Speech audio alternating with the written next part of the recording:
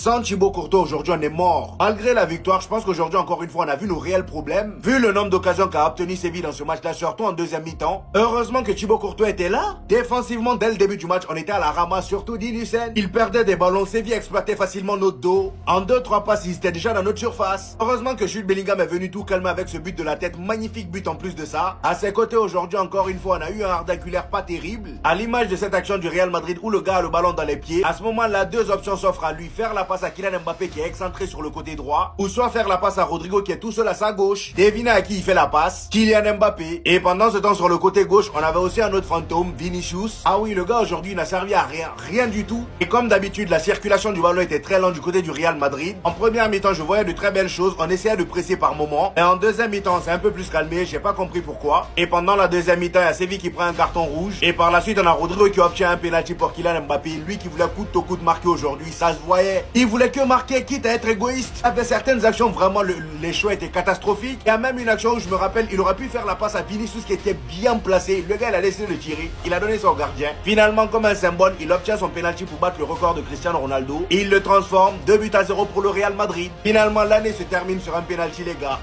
Voilà. La victoire est là, c'est le plus important. Excusez-moi, est-ce qu'on a le droit d'applaudir?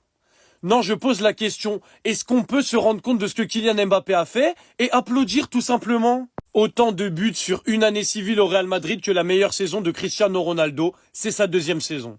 Est-ce que je dois répéter? Autant de buts sur une année civile au Real Madrid que la meilleure saison de Cristiano Ronaldo, c'est sa deuxième saison.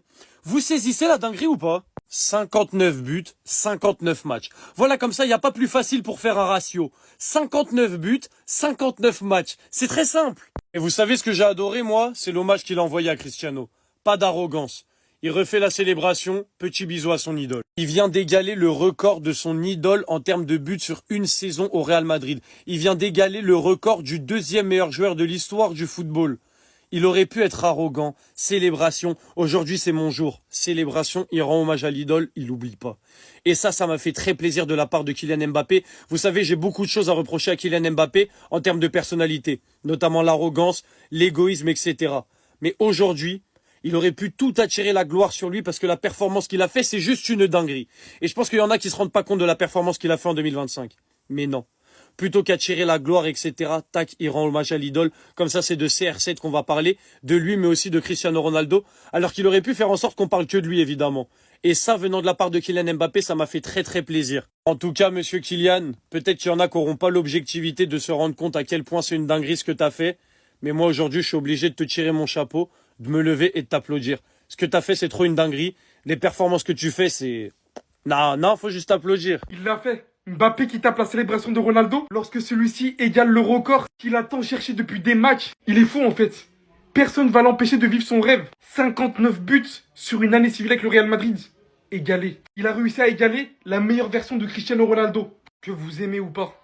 Statistiquement parlant, c'est affolant. C'est tout simplement un truc de fou, inimaginable. Malheureusement, j'en dirai pas autant de la tournure du match. Je suis très content de ce qu'il est capable de réaliser et à quel point il vit son rêve. Mais aujourd'hui, tout le monde a compris pourquoi il ne sera jamais Ronaldo. Vous savez l'amour que je porte pour lui, hein. Mais aujourd'hui, le match du Real Madrid, dans un match où on est autant en difficulté, à partir du moment où on n'a pas une grande avance, ce jeu aussi personnel n'est pas permis. Ce jeu qui peut nous coûter le match n'est pas permis. Des joueurs qui ont tout fait pour essayer de le faire marquer, c'est pas permis. On oublie le principal objectif qui est de gagner le match, d'obtenir les 3 points. Beaucoup vont me voir comme un rageux et je sais quand on parle de ce genre de choses, je sais comment ça se passe. Encore une fois, je me répète, je suis très content pour lui. Mais je suis aussi content que ça en ait terminé pour cette année. Parce qu'il y avait vraiment des joueurs qui jouaient uniquement pour lui aujourd'hui et c'était un désastre.